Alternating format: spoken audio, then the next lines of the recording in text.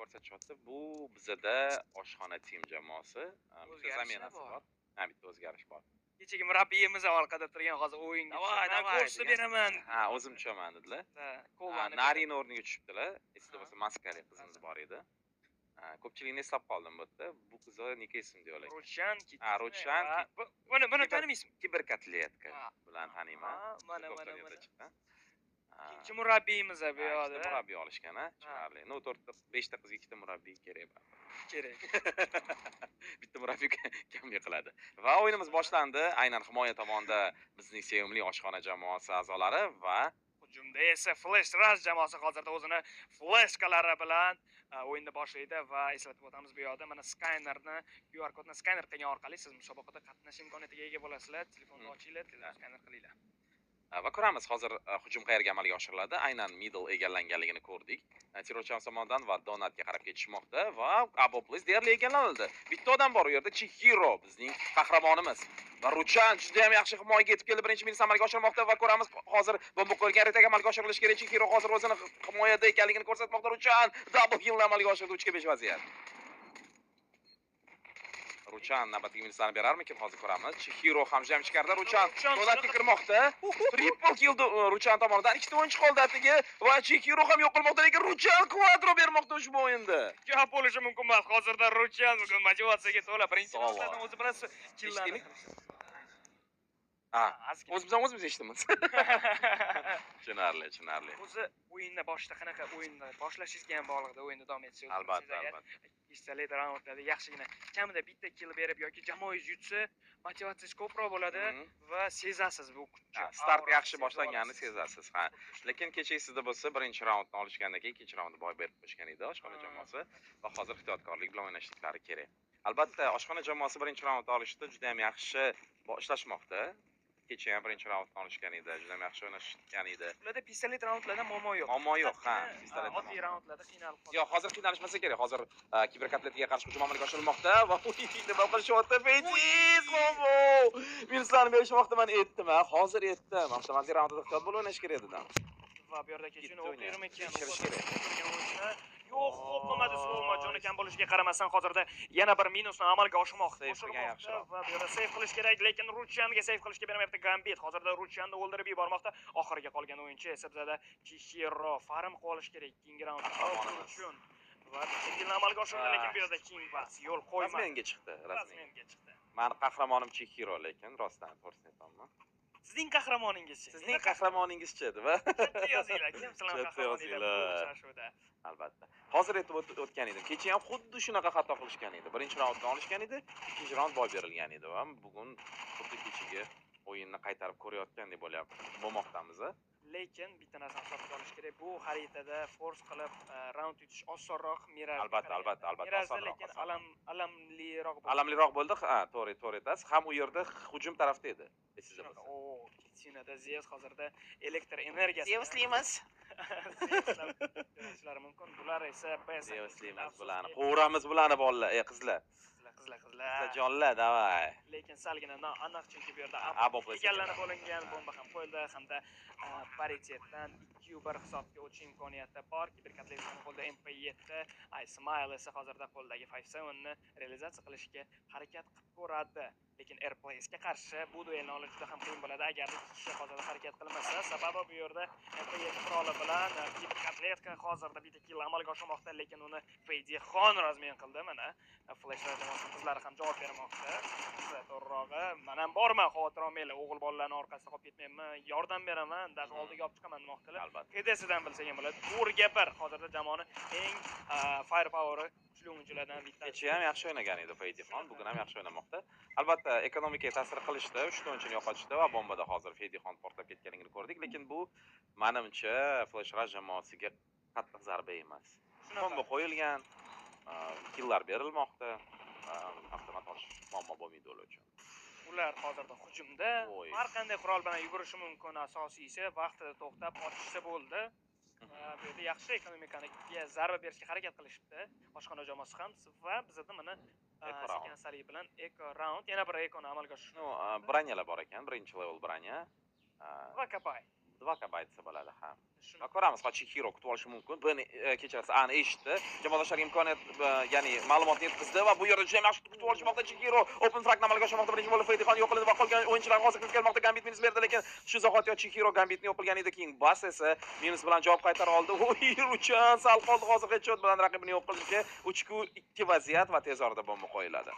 xuddi shunaqa va bu yerda Airplace bombani qo'ygan holatda donutni egallashmoqda Slomo bilan birgalikda 2-3 vaziyat harakat qilib ko'rish kerak bo'ladi. Ismail bilan Nurchan bu yerda raundni olib ko'rishga yo'q deganda o'zini dushmanlarini o'ldirib ekonomikaga zarba yetkazishga hozirda King Baz bilan Ismailning dueli bo'lib o'tmoqda, lekin King Bazning quroli kuchli bo'lgani uchun yaxshigina bu yerda imkoniyatga ega. King Baz fight olishga harakat qilmoqda, lekin Ruchan yaxshigina zarba berdi. Agarda bu yerda yana bir o'q teganda, oy, Ruchan yaxshigina kill bera oldi Airplace'ga.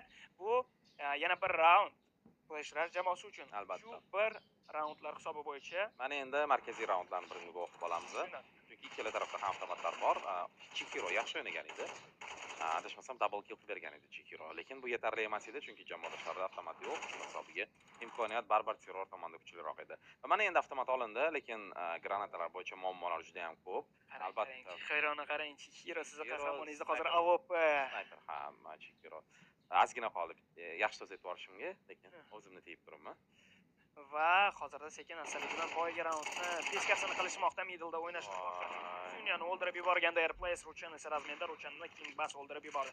3-4 vaziyatda Chihiro uplantidan endi ketmoqchi bo'lganda eshitib qoldi. Shunda bu yerda ekanligini raqiblar. Chihiro ajoyib hozirda shot bermoqda, Slomani o'ldirgan holatda 3-2 vaziyatga aylanmoqda. Razmen topib oldi bu yerda King Bass. Save qilishadimi? Menimcha Save qilsa kerak, chunki HP'lar juda ham kam va Chihiro tushunib turibdi ushbu raundni olish deyarli imkonsiz ekanligini. Kiberkatletka albatta omadini sinab ko'rmoqchi, lekin bu yerda Gambitni o'qish juda ham qiyin. Pat flash chiqishdi. Oy, urmadi. Oxir ko'rdi va Chihiro juda ham yaxshi minus amalga oshirmoqda. Ikkala o'yinchi ham donatga hozir qamalib qolgan. Agar Chihiro minus bera olsa, ushbu raund qo'lga kiritilardi. Yaxshi flash va bu yerda kiberkatletka ilojsiz. Yo'y, nima qilsiz Chihiro?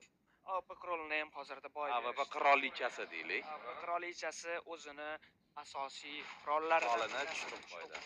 Qiyin bo'ladi bu qurolni qaytadan egallab olish, lekin bu yerda ko'ryapmiz qanchalik qiyin bo'lmasin, tepadan tushib turib, flick shot berdi deyarli desak adashgan bo'laman. Yaxshi berdi. Flashlar jamoasining asosiy kapitallaridan bittasi o'zini flashkalar bilan hozirda donutda ajoyib tarzda o'ynab berishdi. Ko'rdik qanaqa flashkalar otishgan tepadan.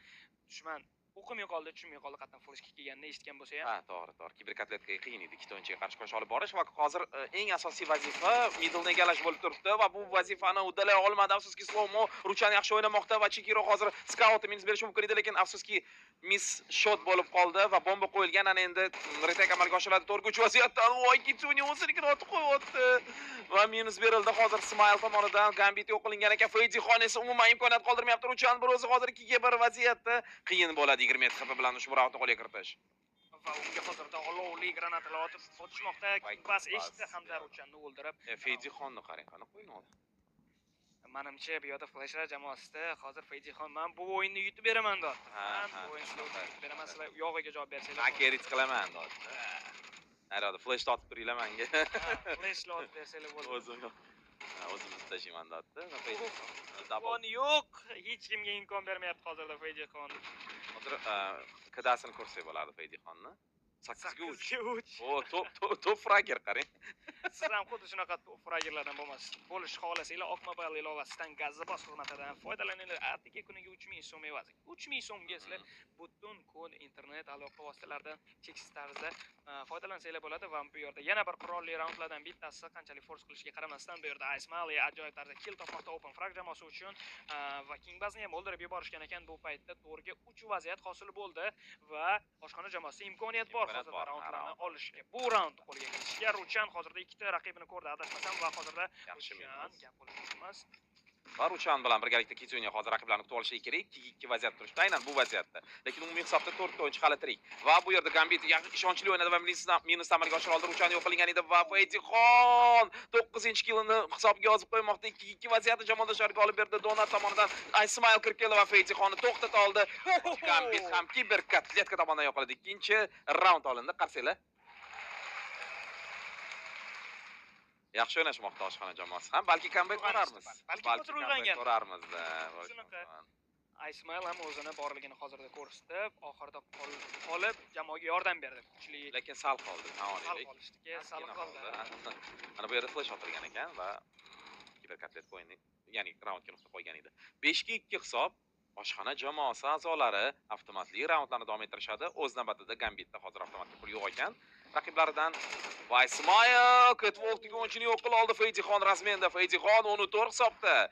Kim bu yerda qirollik ekanligini ko'rsatmoqda va ko'ramiz. Yana bitta minus Feydixon solo. Mana sizlarga Flash Rush jamoasi a'zolari. Mana sizlarga Feydixon.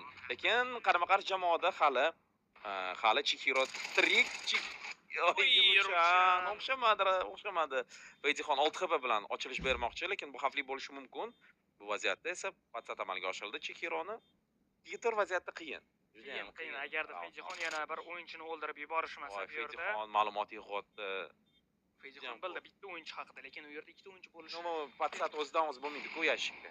Demak, kimdir yordam bergan. Va Feydixon menimcha portladi bu yerda. portladi, ha. Yaxshi bir killlardan bittasi bo'ldi. Exit fraglar endi bu yerda. Raund olgandan keyin ikkinchi raundni qo'ldan boy bermoqda. Kichuni ham o'ldirib yuborishdi. Bu narsa xavfli edi. Keyin